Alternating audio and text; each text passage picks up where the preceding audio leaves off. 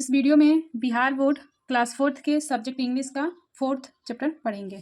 चलिए देखते हैं। इसके पहले 3 चैप्टर्स हम पढ़ चुके हैं। I love grandma, our home, Vikram the wise king. 4th chapter पढ़ना है लेट मी डायल। चैप्टर का नाम है लेट मी डायल। इसका हिंदी अर्थ हुआ मुझे फ़ोन लगाने दो। वर्मर देखते हैं। Can you tell the mobile numbers of your friends and relative.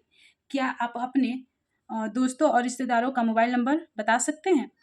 Do you want to talk on a mobile phone. क्या आप मोबाइल फ़ोन पर बातचीत करना चाहते हैं।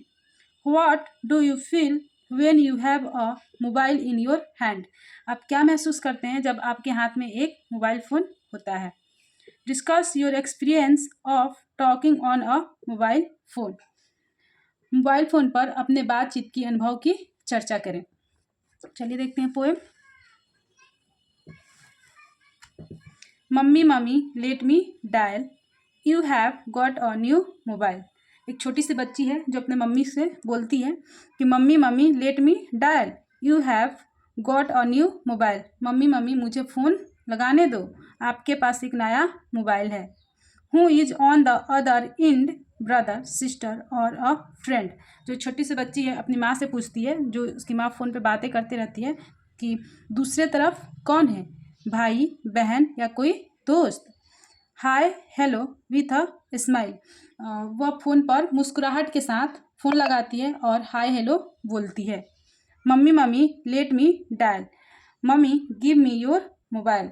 मम्मी मम्मी मुझे फ़ोन लगाने दो, मम्मी अपना मोबाइल मुझे दो। वो छोटी सी बच्ची है जो उसकी मम्मी फ़ोन पे बात करती रहती है। उसकी मम्मी के पास जो न्यू फ़ोन है तो उसको वो देखती है और अपने मम्मी से वो फ़ोन मांगती है कि मैं भी बात करूँगी, मैं भी फ़ोन लगाऊंगी। इसलिए बोलती है लेट मी डायल, आप अपना फ़ोन दीजिए। बहुत छोटी सी पोएम थी, तो इसी पोएम को यहाँ ख़त्म करते हैं। इस चैप्टर का पोएम हम पढ़ चुके हैं, हिंदी अर्थ उसके जान लिए। इस चैप्टर का अब हम क्वेश्चन आंसर करते हैं। लेट मी डायल का be, let's think and tell, सोचिए और बताइए। पहला क्वेश्चन है who is the speaker in the poem.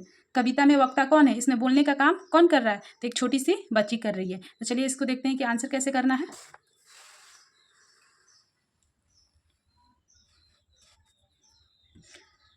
Who is the speaker in the poem.